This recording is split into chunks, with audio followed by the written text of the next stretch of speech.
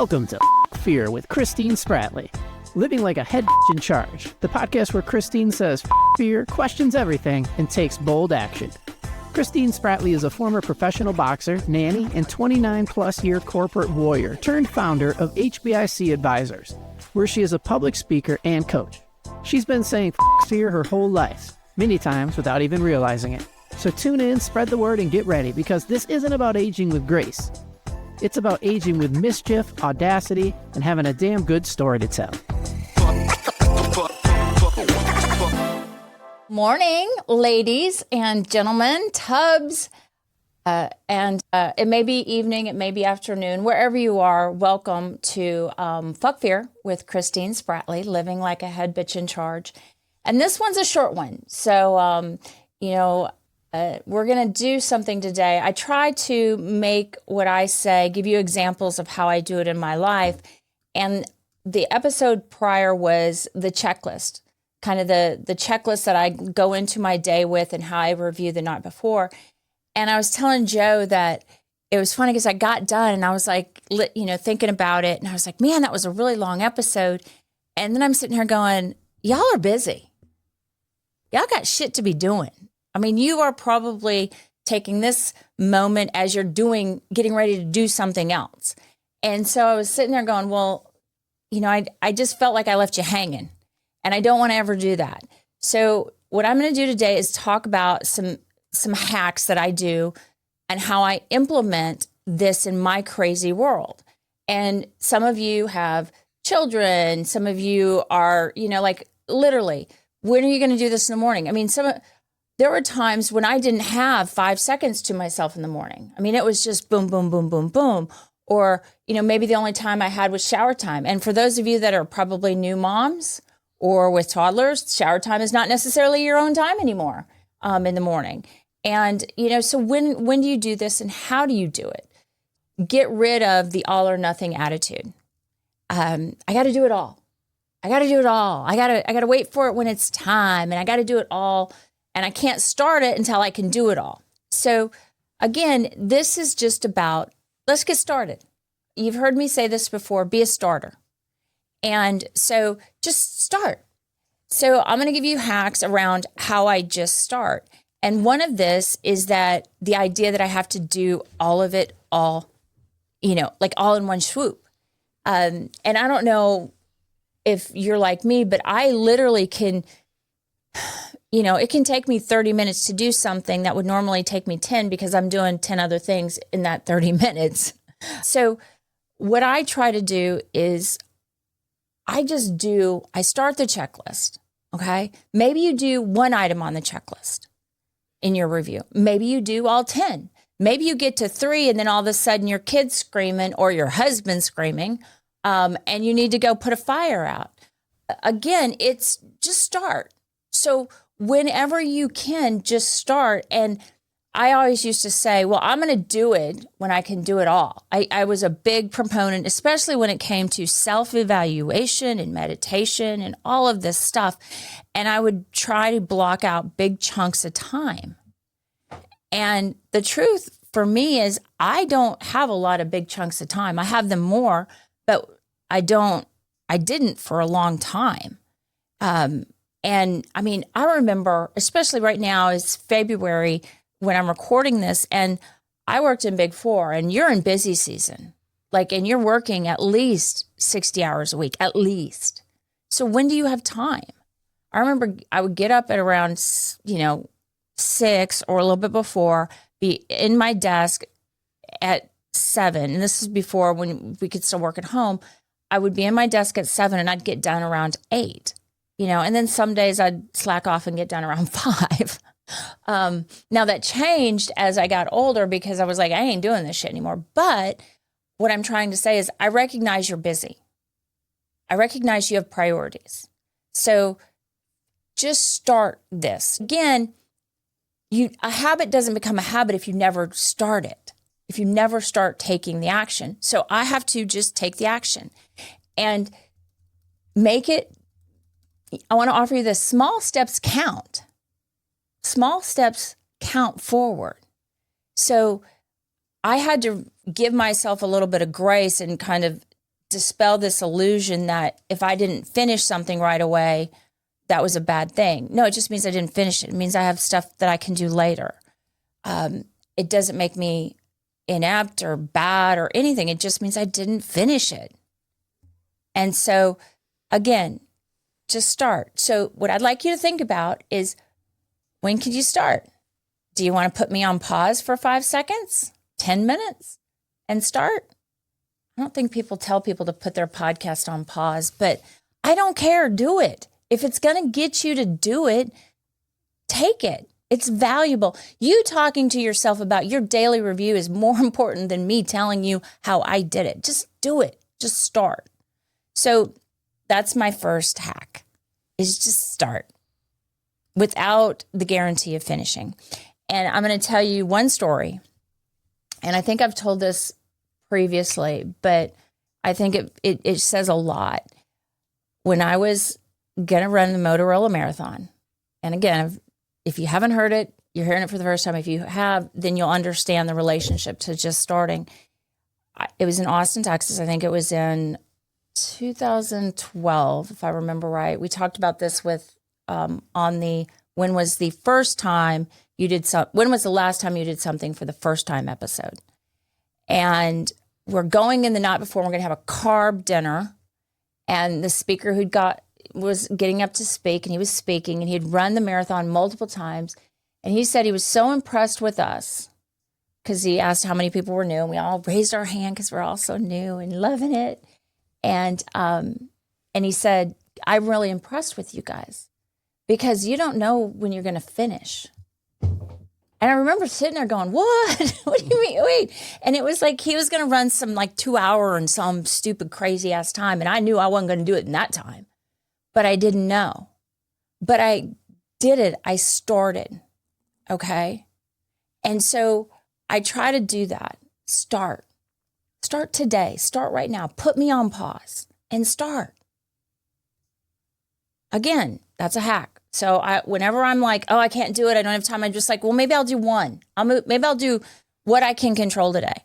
My thoughts, my actions, and my judgments. And my thoughts, my actions, and my reactions. So what can I control today? Or maybe I want to jump to, what can I not control today? Or maybe I want to jump to 3 and go, or I can't remember if it's 3 or 4, but what adversity am I going to face today? Maybe that's the one I start with. I don't care. Just start. The reason what's so great about starting, and if you don't finish, this is your second hack that I do, whenever and wherever, okay? There are times I get up and and I'm into my day before, literally, I am into my day. The pipes, burst, or, one day I woke up to my dog Abby, just that sound of them getting ready to barf. And I was like, oh shit, and I am up and I am running, and she, and I'm into my day. So I haven't had a chance to review anything. I haven't had a chance to get my piece. I am behind the 8 ball. And so what? Do I not do it? You're supposed to start this at the beginning of the day, right? Now, I just start whenever and wherever. Just do it. So like if I didn't have a chance, but I'm waiting in line at Starbucks, I pull up my phone, there's my checklist, and I do it. Is it when I'm at the light that I missed for the 800th time because the car in front of me hasn't pulled through? Stupid. Do it. Is it when I'm, getting in line to drop the kids off at school? Maybe that's when you do it. Maybe it's while I've actually done this. While my computer is booting up. Before I jump, just whenever. Because if you're willing to start it, then you can do it whenever and wherever. And also, that means I can continue it. So say I do 2 or 3 in the morning, and then lunch, I'm walking out of a meeting and I come back and I sit down and I have a few minutes. Maybe I do it then. Maybe I do a couple more of the checklist. And I actually had this person say this to me one time. He said, you were always thinking about what you can do and what you can do better. Don't you ever just live? And I thought about that for a long time. Obviously I did. But I also thought about, that's what philosophers and people used to do, is they used to sit and think about shit. And so why not do that? Why not put it when I come out of a meeting where I'm all upset, or I think I'm awesome, or whatever? Why not do it in the middle and I can continue? Because it right sets me, it right sizes me a lot of times. It jars me and goes, okay, that is over. Now what are you going to do? And what's your attitude and your frame of mind? And I like that a lot, because it's a way for me to kind of checks and balance my day. And I kind of like this thought. I grew up Catholic, and then I was recovering Catholic, and now I'm just am. But if you've ever, you know people that go to church on Christmas, on Easter, Christmas Eve Mass and Easter, and but anybody who practices religion says, no, you have to bring it into your old everyday, right? So shouldn't this be anytime I want to? Shouldn't this checklist kind of be, yes, I know it guides you, but if I miss the morning, that doesn't prohibit me from just doing it and checking in anytime. That means it's interwoven in my day. And if it's one thing I've learned, if I don't make it something that intertwines with my daily life, wherever that be, on a busy day, during busy season, or on vacation, and everything in between, I don't do it. I'm just not that type of person that does that. So again, whenever and wherever, and then pick up and put down, just like you pick up your coffee mug or your tea mug or whatever you're drinking. Joe's not drinking today. He's already had his cup of coffee and the grounds that came with it. Yeah. But, just pick it up and put it back down. So you don't miss the ideal window is in my head. But again, there's been gifts that I've been given that I didn't know were going to be wrapped and given to me at 3:00 in the afternoon. I thought that gift was supposed to be in the morning. The gifts that I get from this aren't necessarily set on a time frame, but I don't get any of the gifts if I'm not starting whenever and wherever. So again, make it work with your life. It's your life. Celebrate that. Don't fight it. Just work it in. So how do I do that? I cue it up. After I got done with the episode on this, I was talking to Joe and I was saying, I've got this. I literally I do notes on my phone is where I do most of my checklist. And I copy the checklist. I put it by day. Today's the 24th. So I would put 2/24, and I've done this today. So I did all of that earlier this month. I made the 28 days of February, and every day it has a checklist in them. Now, to be honest, I didn't do them every day. There's some days where I made it to the top 3. There's some days I don't think that I've done it every day, the whole thing, if I'm really honest with you. There's sometimes where I've done, like on a Tuesday, I've done the first 5, and then on Wednesday, I've done the last 5 because I knew on Tuesday I didn't do the last 5. So again, and then there's days where I've done nothing.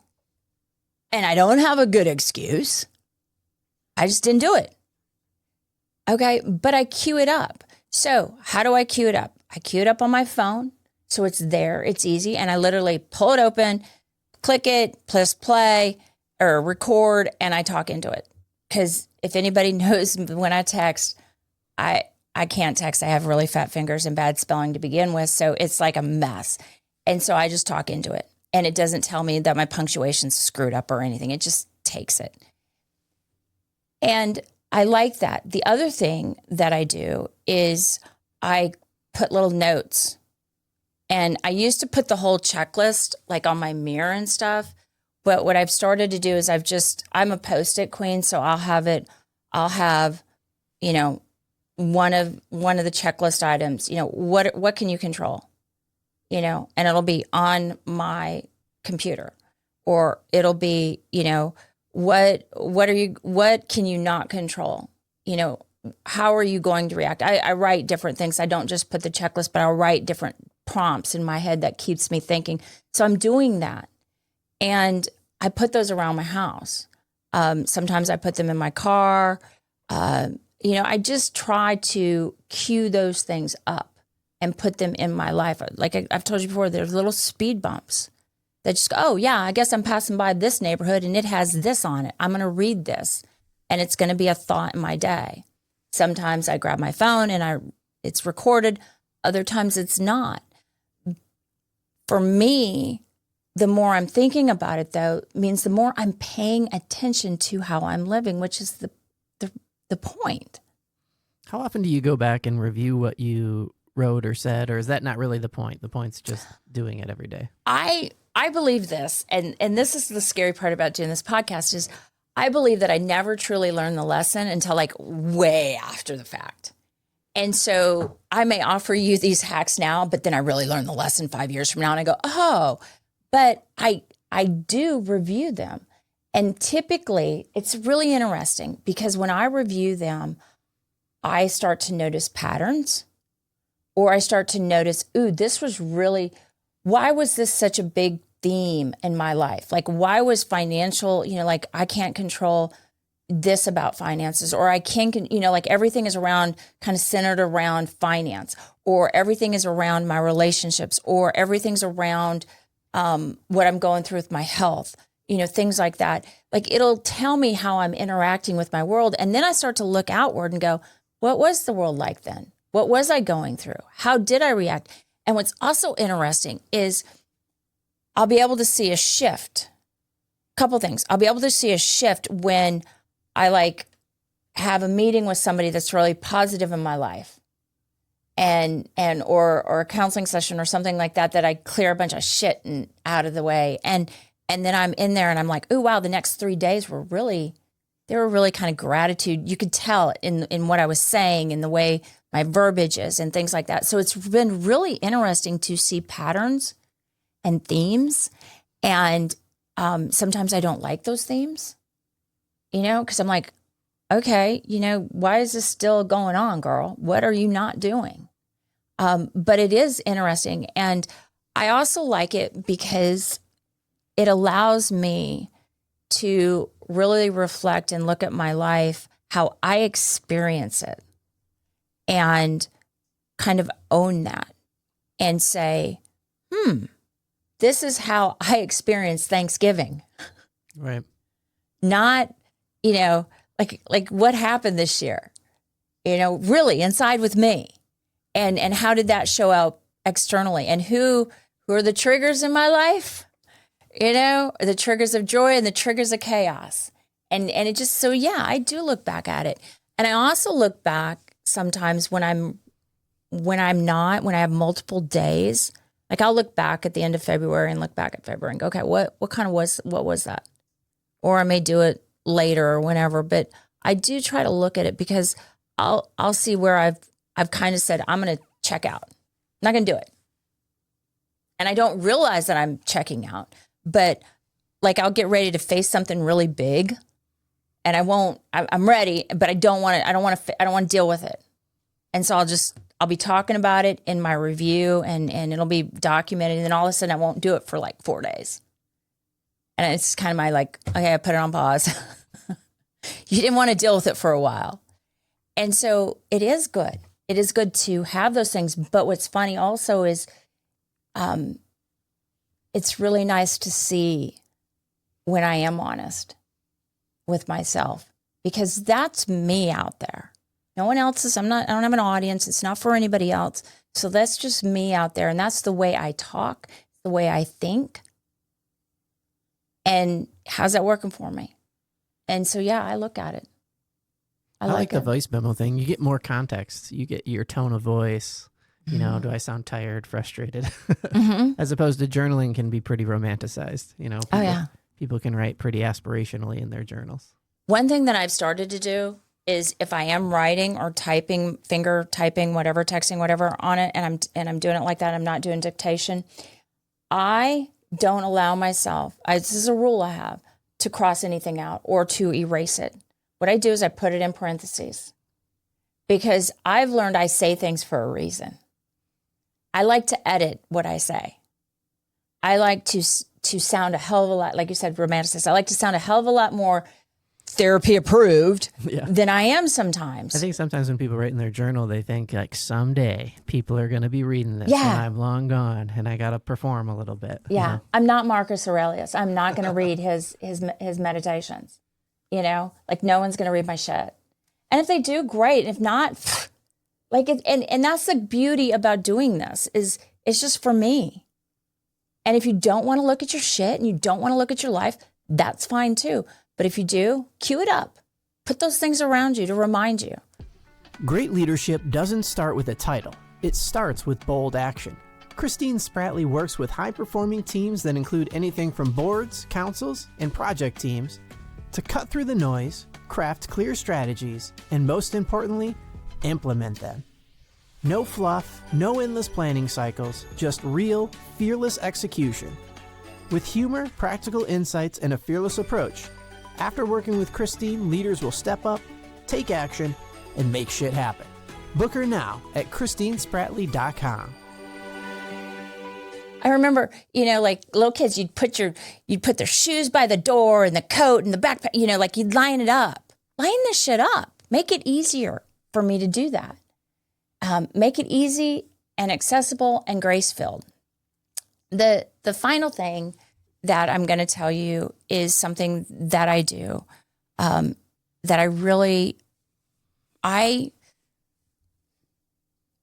kind of do this in a weird space. But when I'm going to do something, practice a habit or get a habit or something like that, I really praise myself for doing it. You've heard me talk about Fat Boy sandwiches. Well, if any of you have something that's really good and isn't sugary, because I just got my stuff back, some of my labs, I've got some health stuff going on, and I'm pre-diabetic, which is really weird because I don't eat shit except Fat Boy sandwiches. And I'm still, they didn't cause it. Don't go off on Fat Boy. No, eat them. Good. They're good. But so I have to find a new way to celebrate, but I celebrate that. And this is the thing, along with, if I can't finish it, I shouldn't start it. If I don't have enough time, or it's not good if I don't do it, you know, that's this bullshit mentality.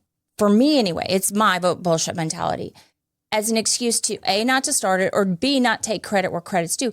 Messy moving forward is still moving forward. We've talked about that before, where, you know, this whole idea of fuck fear, like you're moving forward. Anytime I can look at myself and go, what happened? And I am not asleep, dreaming I'm awake. I'm actually awake, or I'm looking at the fact that I was asleep and how I'm going to try to intentionally participate. I need to celebrate that, because our society does not, as women, and I think as men too, I think men have this issue as well. We're not taught to celebrate the little stuff. Again, participation trophies, you know. And so I celebrate a little piece of the pie that I've done for myself. And I just celebrate it and I don't eat ice cream sandwiches and stuff like that when I celebrate my daily challenge thing. I just kind of go, hey girl, you did good. I'm proud of you. I'm proud of you for doing this. And part of the reason why I do this is because I started doing it with my friends, celebrating the little stuff that we all take for granted. I literally was on a way over here, and one of my friends was like, you know, I'm not real sure why I feel so tired the last few days, blah, blah, blah. And I'm like, well, let me check. And we checked off about like 5 things, major things going on in her world that she's been able to handle just easily. But there were all these other 5 things that she could see that she hadn't done. And it was like, but these are 5 things that would kill most people. Knock this shit off, girl. We need to give you some propers. And so if I don't celebrate, and if I don't look at what I do as like, hey, this is good, and this is worthy, and you are worthy, you're pretty big good for doing this, then why am I doing it? If I don't ever get to celebrate it, then what, you know, unless it's all done nice and neat, you know, messy needs to be celebrated. I tell this a lot to myself, and I tell it to people I coach. Life is this big finger paint messy picture. It's the most beautiful finger paint messy masterpiece we'll ever make. And I need to celebrate. I don't need to, but I get a chance to celebrate all of it. Not just when it's done. Like you said, when I'm done and somebody's reading it and they give me propers. No, celebrate it now. Yeah, the done thing is the problem with long-term goals, because sometimes we don't put an end date on a long-term goal. So we're never going to celebrate it. So we're never going to accomplish it, which is why we give up on it. Or why we don't start it. Yeah. You know? And it's like I said before, you know, you can always stop and rest. You can always turn back. But if you start and you say, I'm just going to do one, I'm just going to do two, but then celebrate that you're doing it and tell people that you're doing it, tell people the insights you have, and make this part of your life. One thing that I was having a conversation with someone, a wise woman. I think she's very wise, not perfect, but very wise. And we were talking last night, and she said, you sounds like you got a lot going on, but you've put yourself, men and women around you that hold you accountable, but that are part of your life and that are intertwined with what you're trying to do. And she didn't mean they're helping me get where I want to go, like work-wise or this, that. No, they're helping me be me and be accountable to what I want to do with myself and my growth and just my fulfillment. And it made me think, and I was like really grateful that I do. I get to talk about any insight I get about myself with my friends. That's pretty powerful. Like, we don't need to sit around and it's funny because it'll literally go in and out of, hey, did you see, like, I have a friend who watches The Bachelor. Oh my God, he's so good looking, blah, blah, blah. And then we'll talk about that. And then we'll talk about, oh yeah, this insight I have when I do this, blah, blah, blah, blah, blah. I thought of this today. And that's what I want it to be, is I want it to be woven into my life. And then that's pretty amazing. I'm going to leave you with one last thing that I heard. And just bear with me. I was listening the other day, and I think it was on Instagram, again, my social media, I'm not quite sure of. But this guy was interviewing this lady. I think she was a doctor. She said, I don't bring dates. I don't go on dates anymore. She goes, I bring them to things that are already happening in my life. I think I was like, huh? You mean they meet your friends? And she's like, yeah, because you get so much more information and data. And I had to think about that for a second. Why do I only do this in the morning? Why do I only do that at night? Why do I only do it when I have enough time? Why am I not doing it in real time when I can do it, when it fits into my life? Because it's going to give me so much more data about how I'm actually living. When I'm writing, and what's funny is I have noticed, you were talking before, Joe, about do I ever look back? Sometimes the shortest, I'm out of light and I've got 10 minutes between this spot and this spot to go. And I'm doing it and I'm barreling through. My answers are like 5 words at the most. Boom, boom, boom, boom, whatever I'm doing. But sometimes they're the most insightful because I don't have time to fantasize or romanticize or bullshit. Think of the right words. I just say. And it's some of the most honest dialogue with myself that I have. So, but it's in my life, and I'm literally, it's in my life at that time. So what I would encourage you to do is don't take it out on a date. Okay? Just start whenever, wherever, cue it up, and then celebrate. And give yourself that gift. And don't be asleep dreaming you're awake. And anytime you find that you are, we get to be able to wake ourselves up and go, is this working for me? Am I happy? What would make me happy? How is this working? What am I doing today? What am I doing and why? And if I'm unhappy, then why the hell am I doing it? So ladies, these are some hacks. And I wish you the best, but more importantly, I wish that you wish you the best and that you take the actions that give you the best and start. So until then, ladies, gentlemen, Tubbs. Thanks for tuning in to Fear with Christine Spratley. Living like a head in charge. Don't forget to subscribe, leave a review, tell her what topics you want to hear, and share this episode with someone who could use a pantry full of boldness in their life. Remember, life isn't about aging with grace. It's about aging with mischief, audacity, and having a damn good story to tell. So show up, take action, and keep saying fear.